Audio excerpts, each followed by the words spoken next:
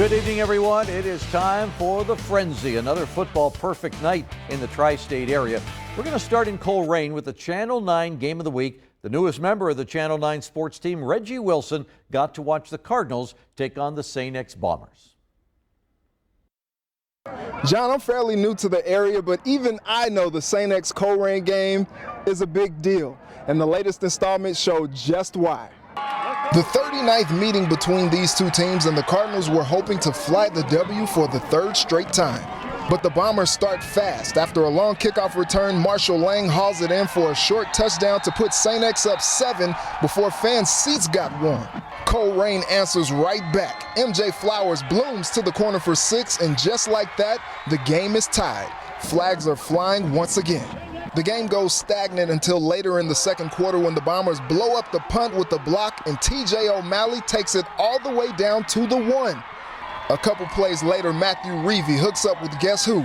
Lang again, and the big boy is fired up. St. X leads 14-7.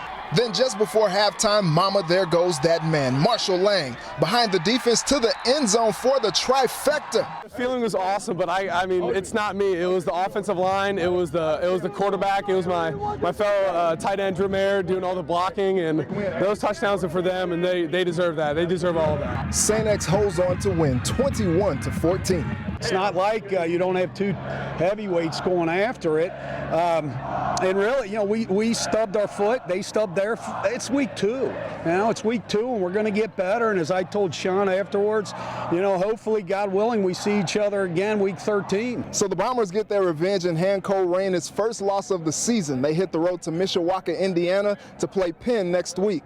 The Cardinals will try to get back on track hosting Oak Hills in week 3.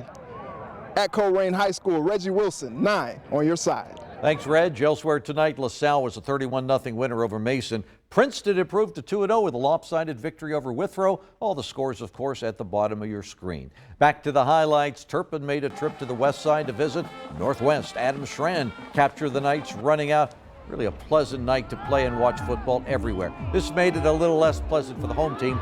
Northwest fumbles on the opening possession. Turpin scores on the very first play. Justin Silverstein throws 31 to Caden Naughton. And then the Spartans start to add on. Later in the first quarter, Reese Evans stretches out a 3-yard run around the left side. Turpin's up 13-zip.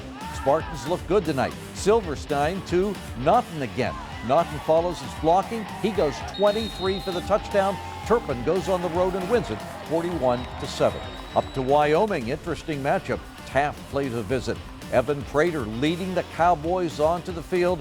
They're off to a good start. The Senators came out with an airtight defense, and that's tough against Wyoming. Daquan Smith and Anthony Golden break up a 4th down pass in the end zone. Later in the first half, Prater on the run. He's picked off by Ian Sims in the end zone. We saw a scoreless game most of this first half.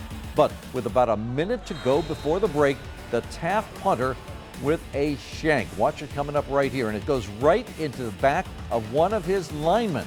That gave the Cowboys some great field position. Very next play, Prater will dump it down to running back Elijah McGee. He does the rest, 37 yards for the touchdown. Wyoming goes on to win this game 28-0. Big night at Roger Bacon. Not only was Newport Central Catholic there, but Bacon was dedicating its renovated Braun Basevich Stadium. Reds trailing at halftime. Paul Kramer looking for some quick points. He went to Caleb Jefferson. That's a 25-yard score. Later it's Joey Doker, and he goes 2 yards. So Newcath making a real comeback. They brought in a nice-sized cheering section to St. Bernard. Early in the third, heralded running back Corey Kiner gave Bacon fans a scare when he went down with an injury. Must not have been too serious because he came back to take this pass 69 yards down to the 11-yard line. And on the very next play, it's, well, not Kiner, but it's Danny Hudapol who finishes the drive with a touchdown leap. Bacon wins tonight over Newcath 41-14.